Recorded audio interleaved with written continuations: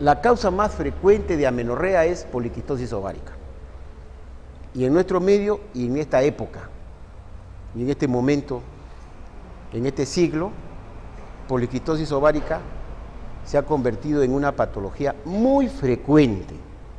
Y esto tiene su causa, sus consecuencias, su motivo. Yo no voy a venir a decirle a ustedes qué cosa es poliquistosis ovárica y que salen unos quistes en el ovario y tanta cosa.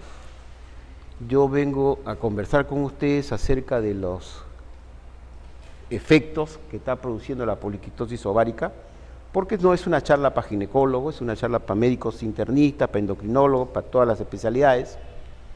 Y vemos que la poliquistosis ovárica hoy en día tiene de fondo lo que se llama la resistencia a la insulina, y esa resistencia a la insulina tiene impacto en el metabolismo de lípidos, en la infertilidad, y hoy en día se ha demostrado que tiene impacto en eventos cardiovasculares. Se ha demostrado que la dama o la chica que tiene poliquistosis ovárica, si no está bien controlada y no está bien manejada, o termina siendo diabetes mellitus con hipertensión arterial y un evento cardiovascular. ¿Ok? Entonces, ¿qué voy a hacer con ustedes acerca de qué es lo que vamos a discutir? ¿Qué cosa es el síndrome de ovario poliquístico? Ya tienen ustedes una idea. Que estamos utilizando sensibilizadores de insulina a raíz de que existe de fondo un síndrome de resistencia a la insulina. ¿Cómo es el uso de los sensibilizadores de insulina en la fertilidad y en la poliquistosis ovárica? ¿Qué efectos produce la poliquistosis ovárica en el metabolismo de lípidos? ¿Y pueden los sensibilizadores de insulina mejorar el perfil lipídico y evitar eventos cardiovasculares, que es la causa de muerte hoy en día a nivel mundial? ¿La gente de qué se está muriendo hoy en día? De problemas cardiovasculares, es lo más frecuente, ¿no? Certificado de función,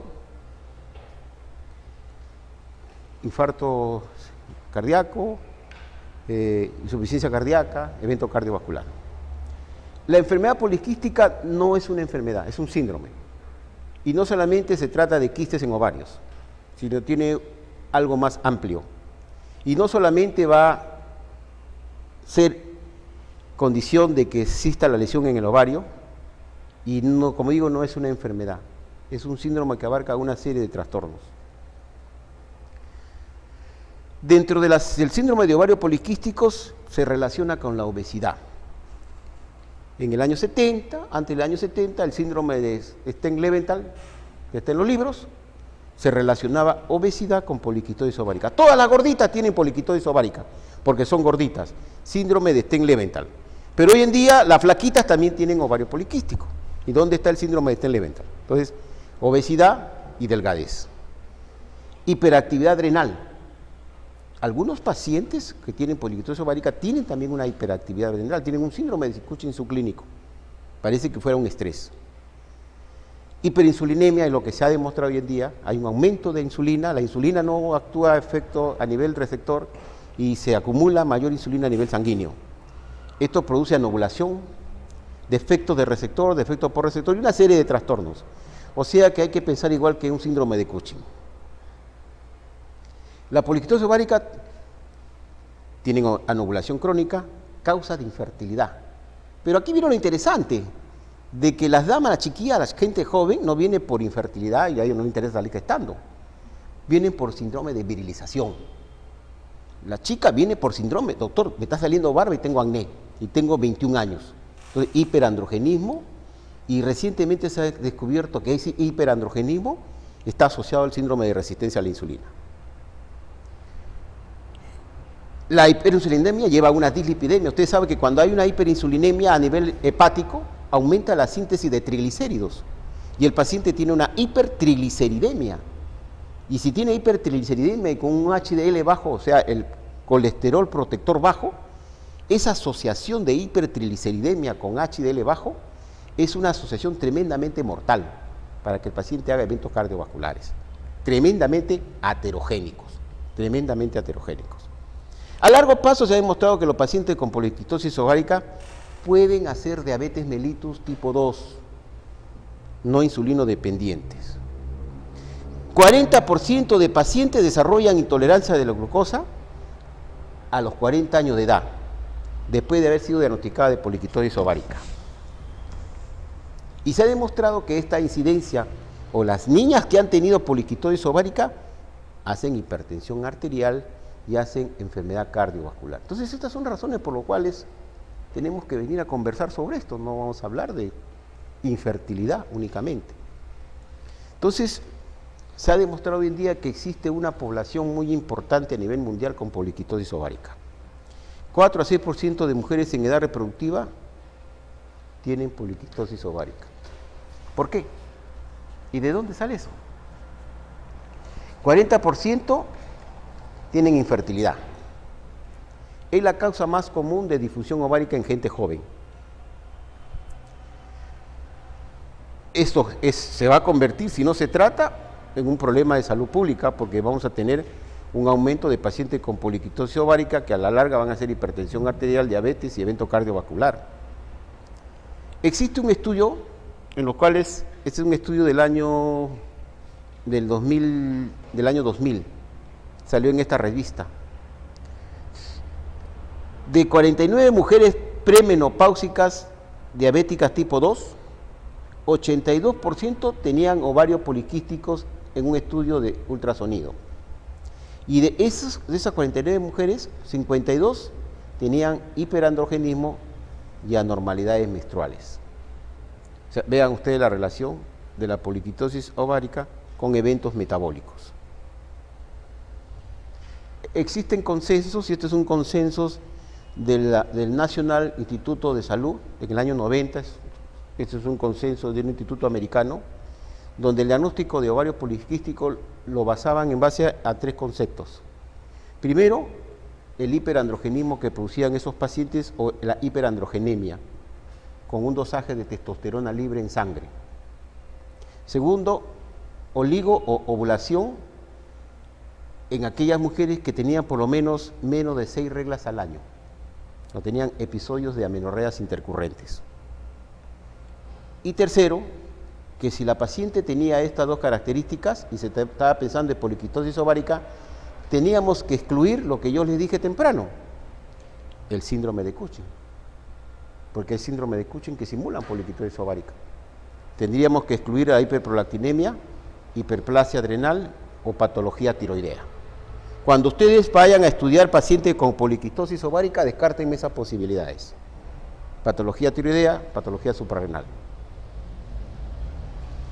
Este es el otro consenso de Rotterdam, del año 2003. Ya no ha salido otro consenso. Este es el último consenso. Hiperandrogenismo, que puede ser clínico bioquímico, oligoovulación o anovulación, ovario con apariencia poliquística en ultrasonido, excluir las enfermedades que hemos dicho. 2 de 3 hace el diagnóstico de poliquitosis ovárica.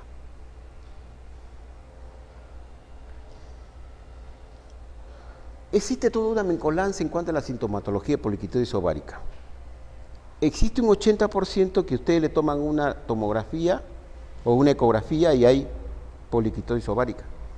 Pero hay un 20% que muchas veces no se detectan los quistes de ovario, o son tan pequeños que el técnico en hacer estos estudios no los halla, y solamente te puede dar el volumen de los ovarios. Y aquí es donde juega la experiencia del clínico.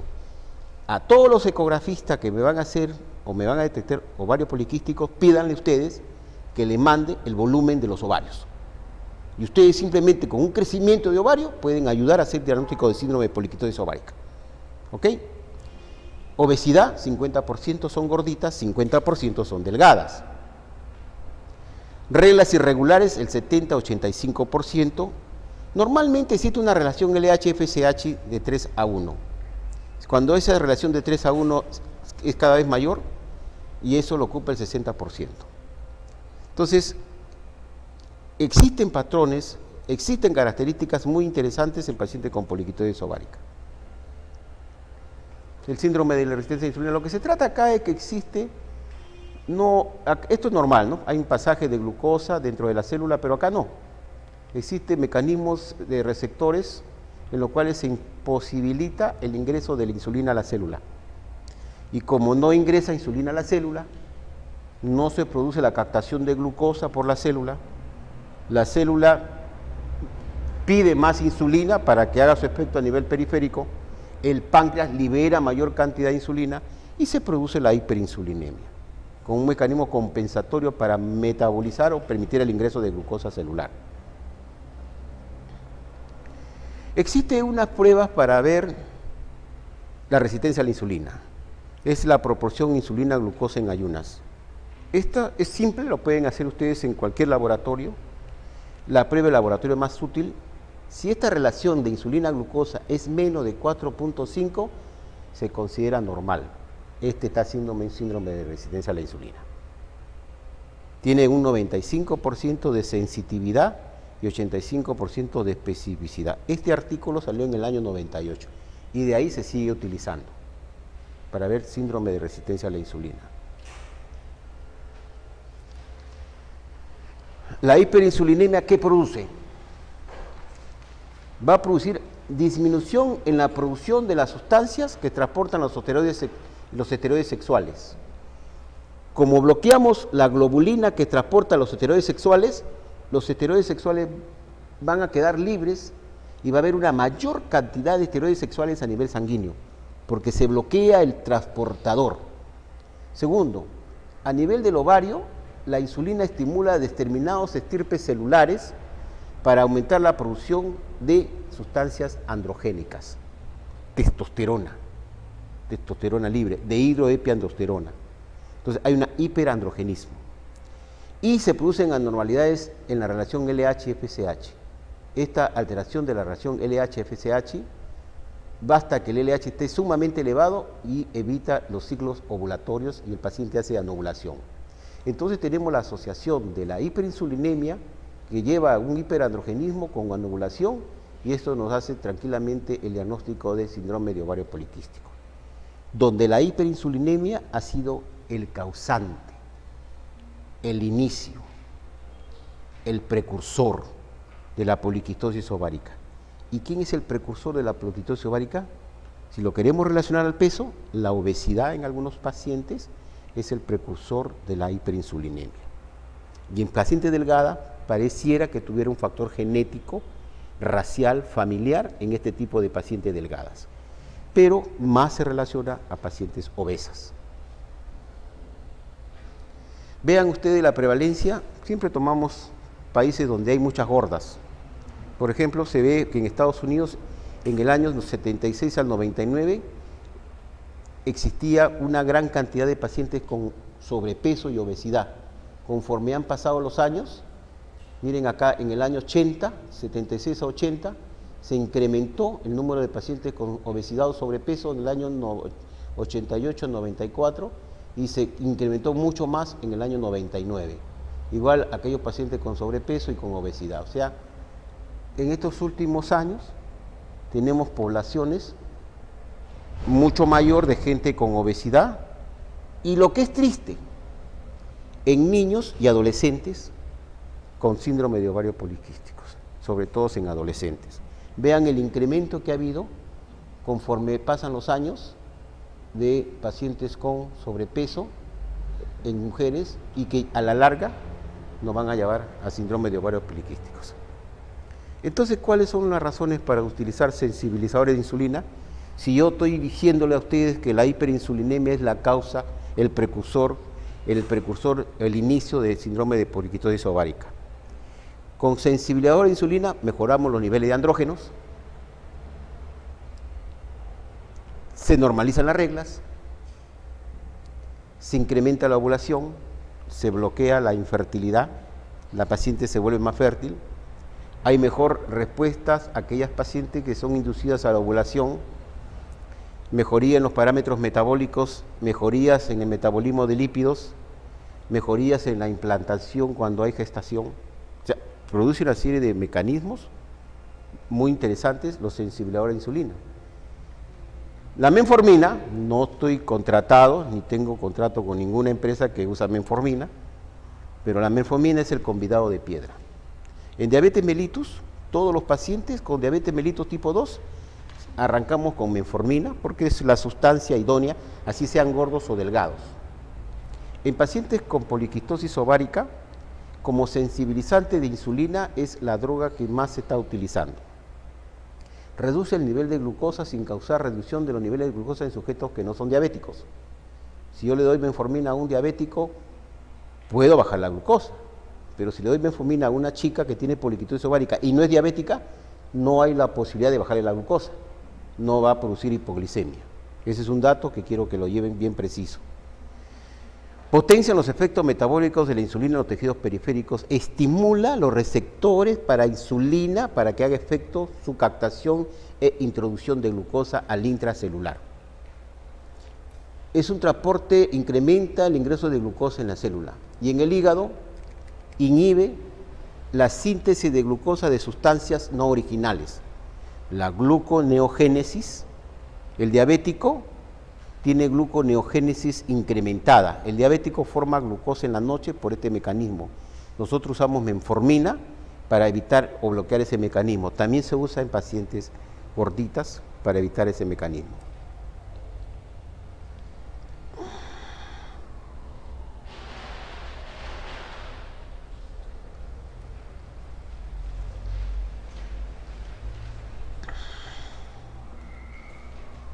Si me dicen usted y me pregunta, doctor, ¿y cómo es el efecto de la metformina sobre el cambio en la liberación de la testosterona? In vitro no hay ningún estudio, pero sí produce cambios o disminuye la liberación de esteroides sexuales masculinos. Pero estudios todavía faltan realmente para decirnos qué cosa es lo que realmente actúa o hace la insulina. Pero lo que sí se ha demostrado es que aumenta la sensibilidad periférica a la insulina. Lo que le estoy diciendo, numerosos estudios han demostrado que tanto en delgadas como gorditas con poliquistosis ováricas se reducen los niveles de testosterona libre, que es el causante del hiperandrogenismo, que es el causante del acné. Este es un estudio, y fue interesante traerlo, es un estudio en los cuales se da metformina a 11 pacientes,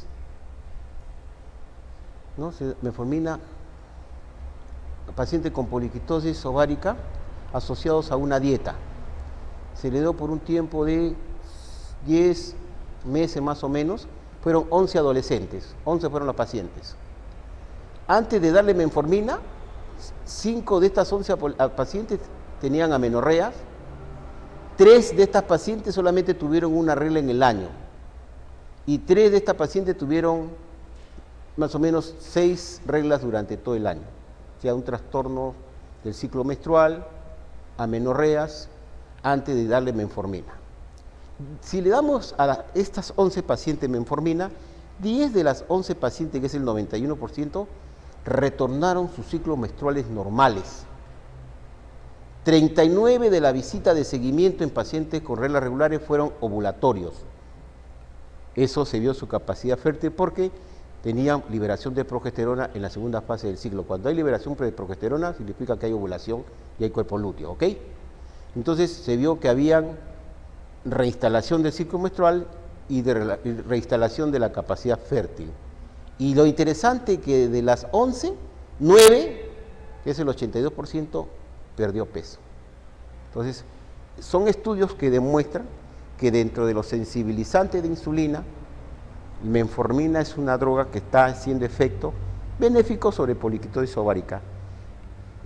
Lo interesante de esto que es una droga cómoda, barata, a diferencia de los otros sensibilizantes de insulina tipo rosiglitazona, pioglitazona, que son drogas sumamente caras, que también se está usando para poliquistosis ovárica. Otros estudios donde mejoran la ovulación, por ejemplo, determinar el tratamiento con metformina que incrementa la respuesta ovulatoria. El citrato de clomifeno es una sustancia que va a inducir la ovulación. Se usa citrato de clomifeno a aquellas mujeres que tienen ciclos menstruales anovulatorios. Citrato de clomifeno lo damos 5 días seguidos al 5.º día de haber venido el ciclo menstrual. Y se supone que con el citrato de clomifeno vamos a estimular el ovario para que se produzca ovulación. Este es un estudio en los cuales demuestra que el citrato de clomifeno en poliquitosis ovárica está limitado en estimular la ovulación. Pero cuando damos citrato de clomifeno, y esta es una pregunta usual, cuando asociamos citrato de clomifeno con este sensibilizante de insulina, la capacidad de ovulación aumenta. La capacidad de ovulación aumenta. Y este es un estudio que se hizo en varios países y se demostró los casos demostrativos, 26 mujeres con placebo y 35 mujeres con metformina. Solamente metformina, vean ustedes. Las mujeres con placebo, solamente una tuvo ovulación y las mujeres con metformina, 14 tuvieron ovulación de 35 mujeres. Cuando se le asoció metformina a citrato de clomifeno, aumentó el número de mujeres con ovulación. La asociación de citrato de clomifeno con inductor de la ovulación más el sensibilizante de insulina tipo metformina aumenta la capacidad fértil de la mujer con poliquitosis ovárica y que tiene el síndrome de resistencia a la insulina. Vean ustedes otros estudios que demuestran la metformina como inductor de la ovulación y si es usado con citrato de clomifeno, con mayor razón. ¿Por qué evitar poliquitosis ovárica?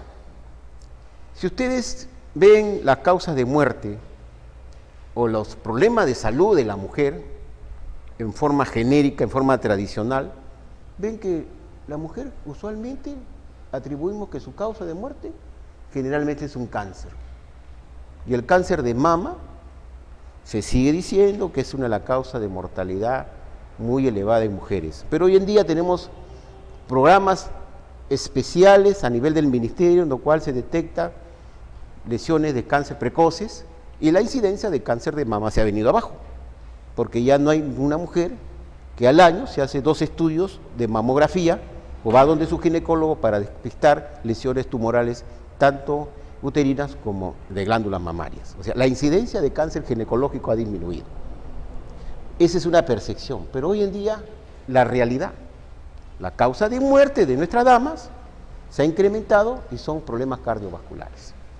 Por este problema de obesidad y por este problema de poliquitosis ovárica que puede llevar a una dislipidemia, aterogénesis y eventos cardiovasculares. No estoy asustando a nadie, pero estoy diciendo la verdad. ¿Sí? ¿Ok? Vean ustedes, este es un estudio en los cuales demuestra que la primera causa en el año 95, ¿cómo será hoy día en el 2010? Enfermedad cardíaca, 375 casos. Enfermedad cerebrovascular, 96 casos. Cáncer de pulmón, 68. ¿Dónde está cáncer de mama? 43. Diabetes, 33. Cáncer ovárico, 9.9. Esto está incrementándose.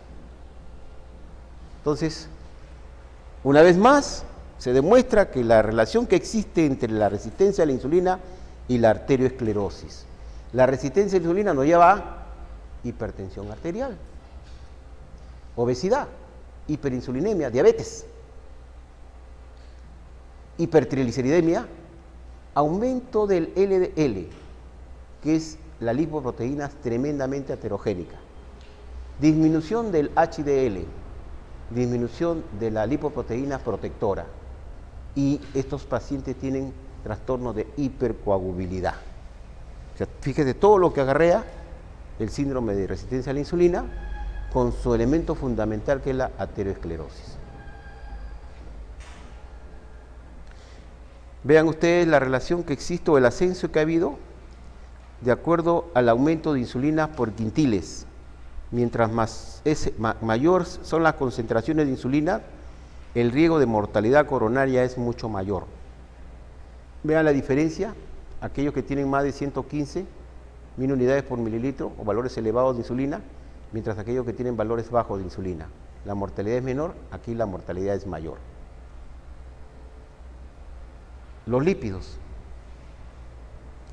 La obesidad, la resistencia a la insulina y el hiperandrogenismo alteran el metabolismo de los lípidos y lo que hay que hacer con estos pacientes es precisar que existen un tipo de lipoproteínas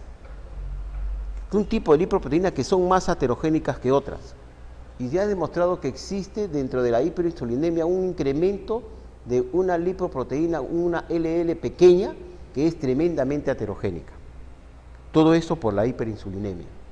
Vean ustedes, Vean ustedes, en este tipo de lipoproteínas son tremendamente heterogénicas a diferencia de las otras. Entonces eso es lo que hay que precisar. Vean, acá está, este es más representativo. Las diferentes subclases de lipoproteínas no tienen el mismo riesgo que hacer enfermedad cardiovascular.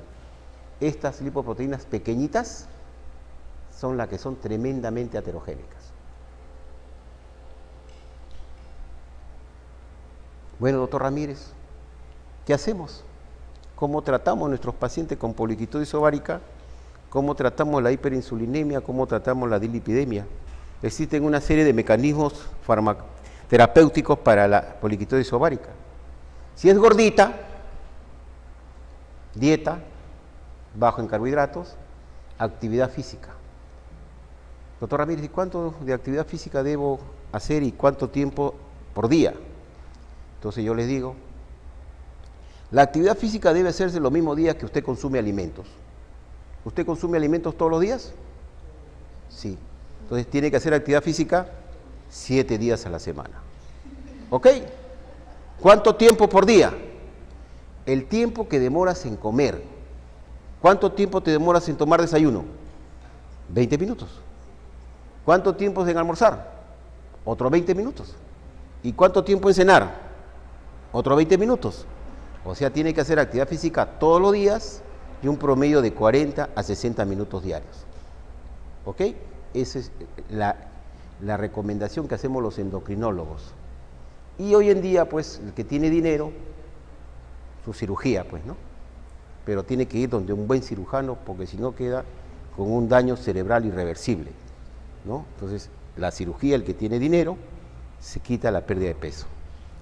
Algunos pacientes se les evita que no fumen, los omega 3, el ácido fólico, aspirina, control de la hiperinsulinemia con la metformina que hemos hablado, control de la hipertensión arterial, existen una serie de fármacos, control de los lípidos, estatina, cesetimiba, si desea embarazo, citrato de clomifeno con metformina, contracción, pastillas anticonceptivas, y si la paciente tiene este problema de hirsutismo, se usan pastillas con progestágeno de tercera generación, ciproterona.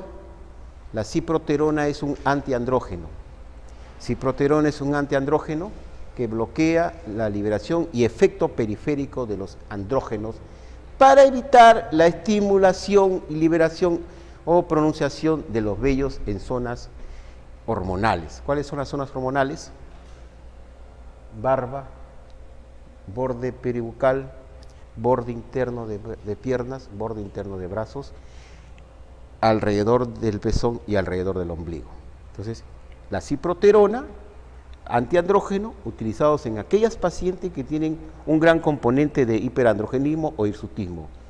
En alguna época utilizamos espironolactona, el aldactone que usan para cuadros de hipertensión arterial, ahorradores de potasio, creo que es, ¿no? Entonces, espironolactona se usa en algunas oportunidades y hay otros productos que son inhibidores de la 5-alfa reductasa. La 5-alfa reductasa es una enzima que hace que la testosterona, que no es muy activa, se convierte en una testosterona más activa, la 5-alfa reductasa. Yo bloqueo esa 5-alfa reductasa y tengo un tiempo de vida media de la testosterona periférica menos biológicamente activa. Entonces, eso es para los pacientes con hirsutismo.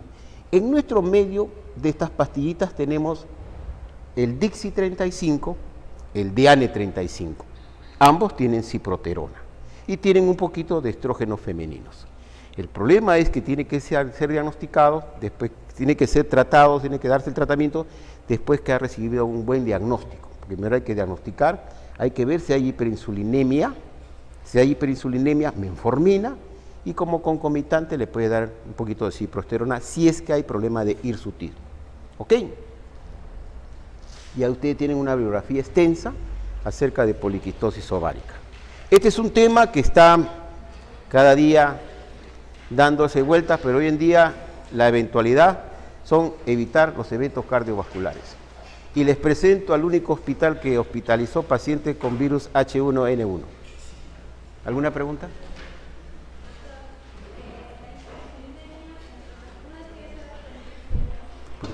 ¿Cómo?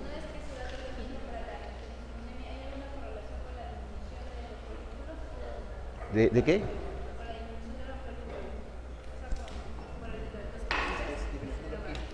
Perdón.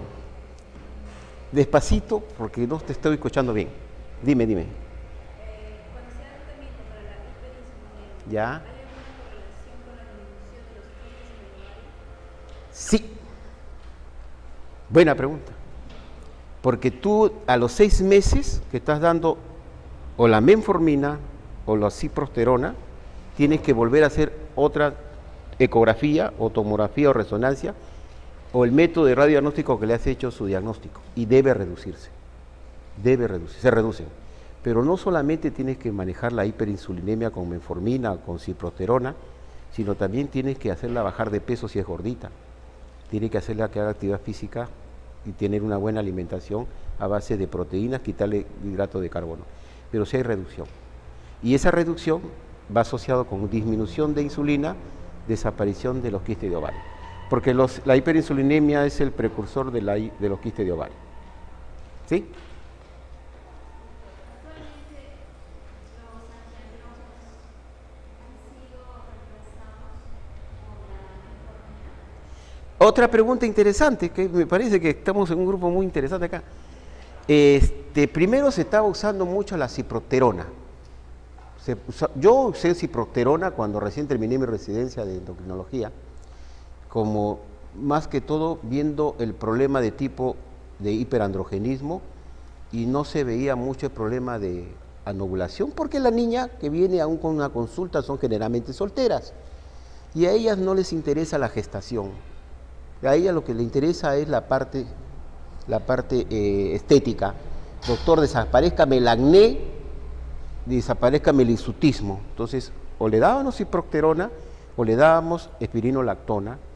La diferencia entre los dos es que la espironolactona demora un poquito en hacer su efecto. Muchas veces se aburre el paciente y dice, este doctor es malo y te cambia por otro médico. Entonces, pero hoy en día, como se ha demostrado que el síndrome de hiperinsulinemia tiene un efecto de fondo, en algunos pacientes se beneficia solamente con metformina, en algunos pacientes, y sobre todo en aquellas pacientes que quieren gestar. Porque si tú das ciprosterona, estás dando ciprosterona con estrógenos y tiene efecto de anticoncepción. Entonces, metformina está reemplazante en algunos casos.